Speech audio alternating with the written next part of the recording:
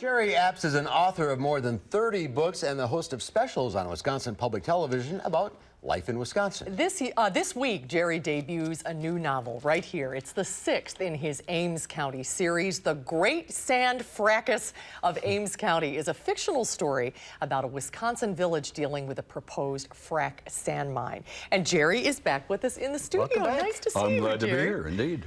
You know, this sort of feels like an interesting departure for you. The last time you were here, we talked about your very emotional story about living with polio. That's true. And, of course, everybody knows you best for your farm shows. Sure. A farm story and a farm winter. This is a much edgier It is, topic. indeed. In fact, each one of my novels tries to look at a rural issue. It just so happens, this happens to be one of the hottest issues in rural Wisconsin, Iowa, and Minnesota that's come down the street in a long time. Mm-hmm. So it's kind of a coincidence. I started working on this a couple of years ago. And right now there's a lot of publicity going on about the sand fracking, it's called, where you go and tear up the hillsides and salvage the sand. And it's in service to hydraulic fracturing, which is the process by which oil and natural gas can be recovered from places where it for years could not be recovered. That's the connection. So we're in Wisconsin and some of Iowa and Minnesota. We do we provide the sand, and well, it's created all kinds of issues. It really has, and very emotional. I assume that's what the novel's about, a town divided? Exactly. It tries to illustrate that the issue is far more complicated than simply economics, jobs versus the environment.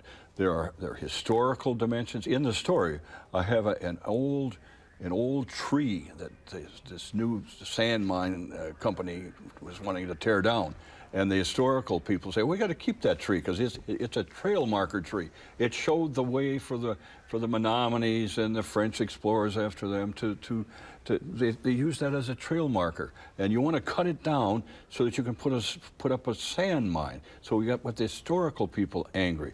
And then of course the environmentalists are all steamed up. I have an environmental writer in the story who is a nationally syndicated, well-recognized person who writes about the dangers of doing this sort of thing. So I'm trying to get people to think in more depth about what frac sand mining is all about, and to keep the emotions in check a bit, and do some critical thinking about what's going on. It's so easy to take an emotional stand for or against without bothering to think about it, to examine it, to look at the scientific dimensions, the social dimensions, the historic dimensions. It's a very complicated issue. And what I'm trying to do with the novel is to get people to see, through my characters and through the plot, all of these ramifications of what's going on in a small rural community. Very interesting. It's going to be an issue for quite some time to come. Jerry, it will be. Thanks for being with us today. I'm glad to be here. Good to see you. Good to see you, Jerry. Sure. And Jerry will be reading and signing copies of The Great Sand Fracas of Ames County tomorrow night at the Westtown Barnes & Noble at 7 p.m. For more information about Jerry's books and specials on Wisconsin Public Television, check out jerryapps.com. And check out Doug Moe's very nice article in the Wisconsin State Journal Today. Yeah, gave a very nice overview of I have it your... up on my Facebook account. Okay, Oh, I'm impressed. Good job, Jerry. Thanks again, Jerry. Thanks, Jerry. Good to see you. Thanks. Well, school is in full swing, and a lot of you might need an extra hand to keep your house in order. Up next, some gadgets that keep your home running smoothly, even when you're not there. We'll be right back.